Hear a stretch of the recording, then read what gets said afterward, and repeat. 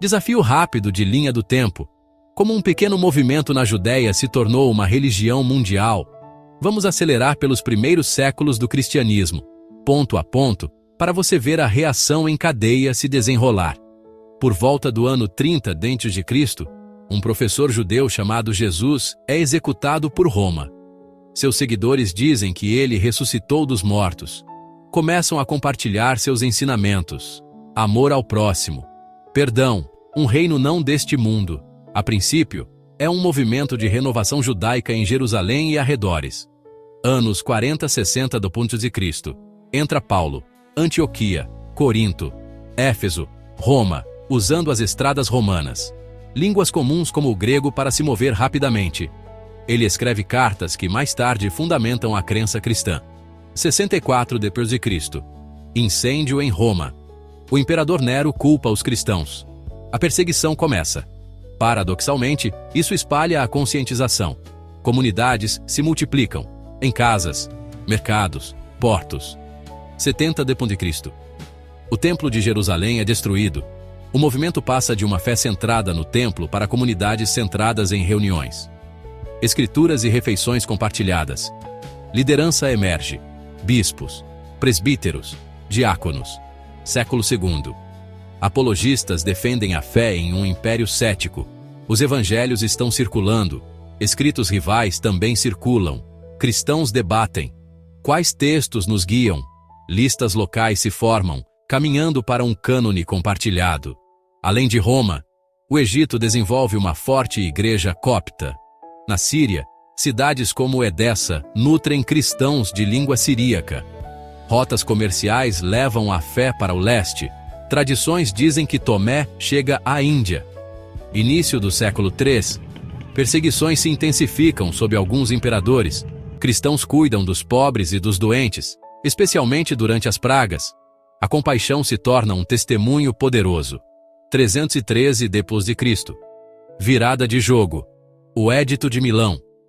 Constantino legaliza o cristianismo. De repente, não há mais caçadas patrocinadas pelo Estado. Igrejas se tornam públicas e propriedade é devolvida. 325 d.C. Concílio de Nicéia. Líderes se reúnem para esclarecer. Quem é Jesus? Pai, Filho, Espírito Santo. Credos se formam para resumir as crenças centrais. 301, 330 d.C. Fora de Roma, a Armênia abraça o cristianismo.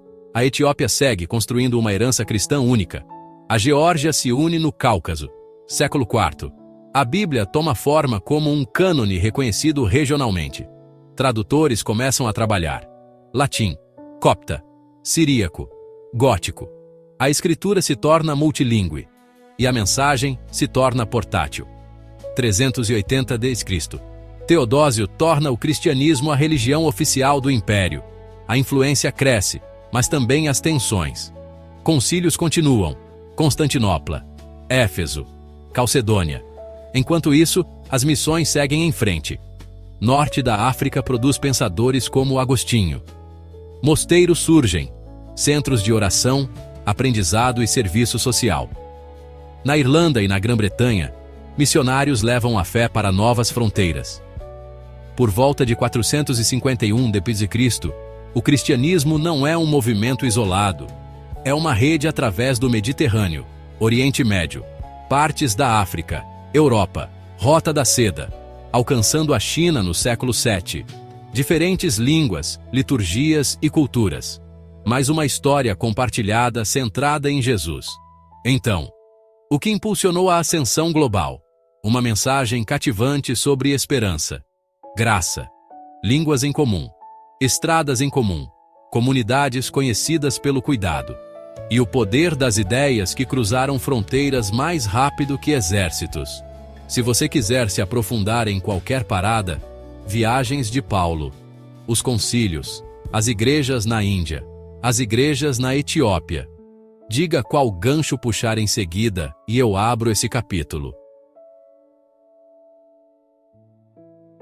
Poucas ideias mudaram tanto o mundo quanto o cristianismo.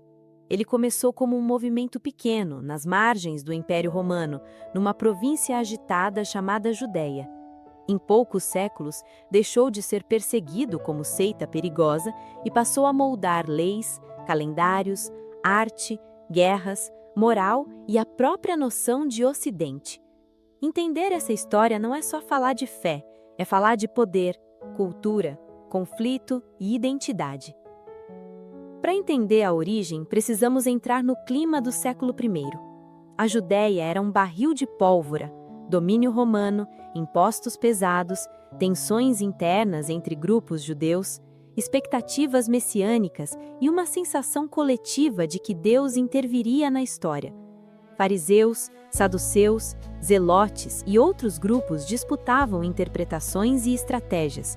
Roma, por sua vez, queria ordem, e ordem naquele lugar era um luxo raro. É nesse cenário que aparece Jesus de Nazaré, um pregador judeu itinerante ligado à tradição profética, anunciava a chegada do reino de Deus, falava de justiça, misericórdia, perdão e atraía multidões, não por força militar, mas por discurso, parábolas e um tipo de autoridade moral que incomodava. Segundo os relatos do Novo Testamento, ele realizava curas e sinais.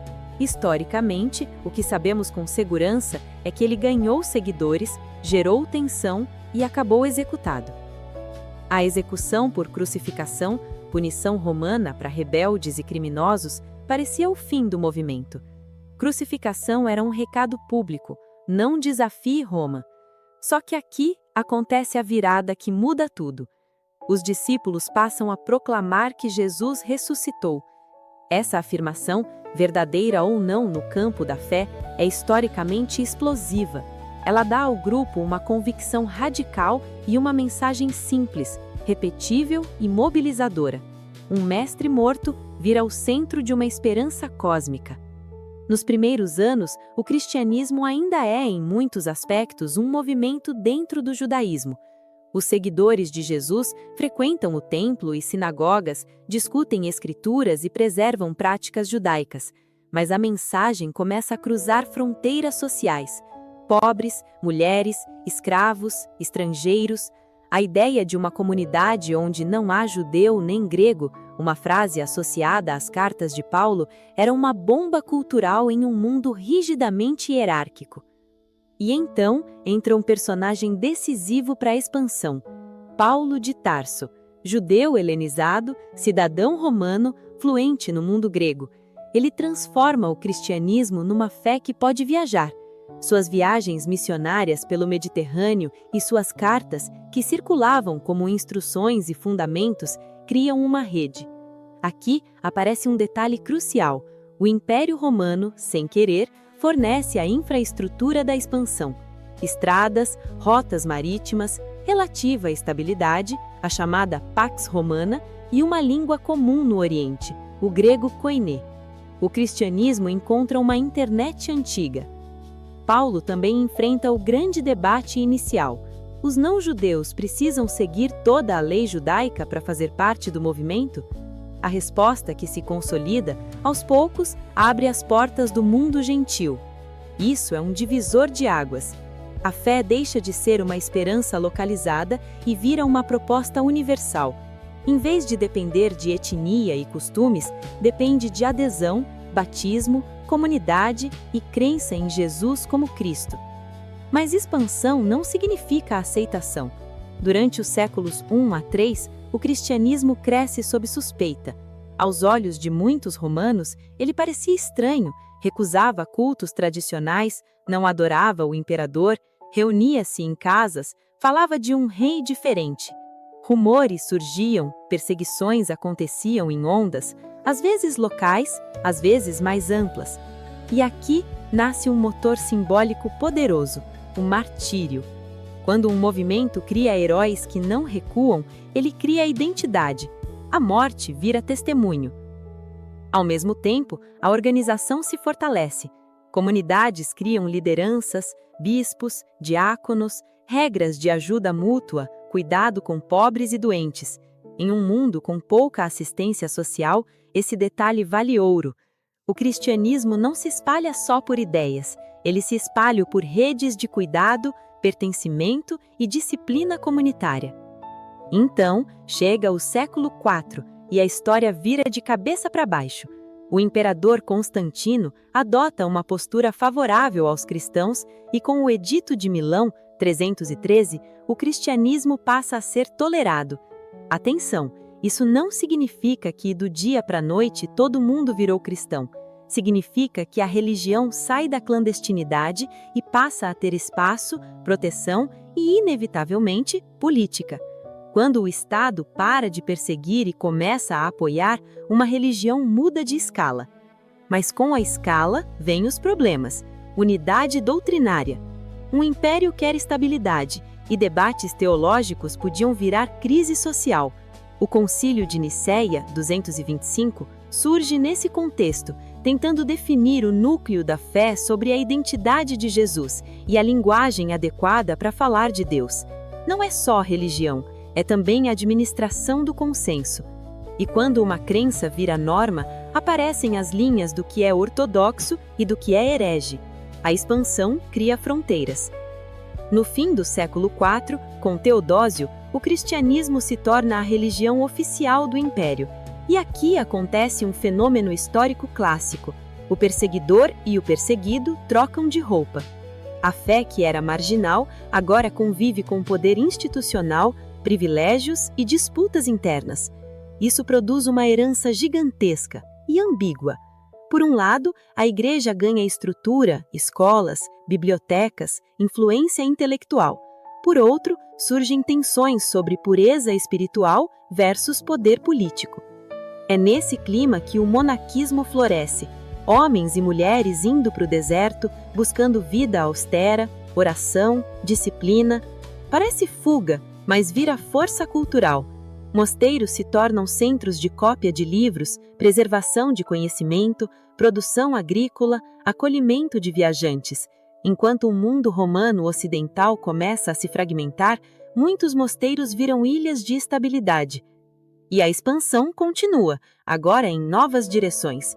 Com a queda do Império Romano do Ocidente, 476, o mapa político muda, mas a Igreja permanece como instituição transnacional. Missionários e líderes religiosos começam a dialogar e a disputar com povos germânicos, francos, visigodos, anglo-saxões.